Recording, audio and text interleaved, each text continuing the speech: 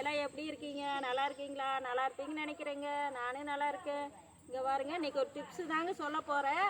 இங்கே பாருங்க, இந்த இலை வந்துங்க அம்மா வச்சரிசிங்க. இந்த இலை பேர் அம்மா வச்சரிசி. பாருங்க, இந்த மாதிரி காயாக இருக்குது. இதை இப்படி கிள்ளினோம்னா பால் வருங்க. இதை முன்னே பால் புடுன்னு சொல்லுவாங்க. கிராமத்துல எல்லாம் எங்கே பார்த்தாலும் கிடைக்குங்க. நல்லா இருக்குங்க, கிடைக்கும். நீங்கள் வந்து இது கிடைச்சதுன்னா எடுத்துகிட்டு வந்துங்க. சீரகம் ஒரு 2 ஸ்பூனுங்க. இந்த இலையிலையாக பொறிச்சு இது ஒரு கைப்பிடி அளவு எடுத்துக்குங்க. வேப்பலை ஒரு 4 கொத்து எடுத்துக்கோங்க. எல்லாம் ஒன்றா போட்டுங்க. நைஸாக மிக்சிலையும் அரைக்கலாங்க, அம்மிலையும் அரைக்கலாம்.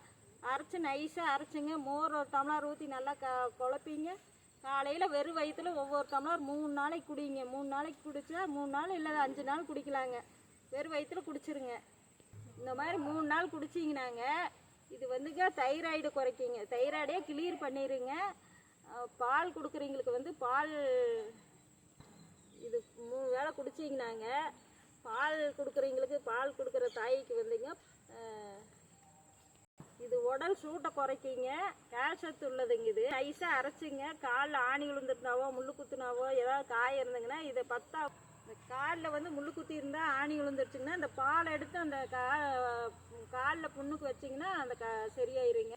இதை 3 வேளையோ 5 வேளையோ யூஸ் பண்ணி பாருங்கள். இது வந்து எல்லாருக்குமே பயனுள்ளதாக இருக்குங்க. ரொம்ப நன்றிங்க.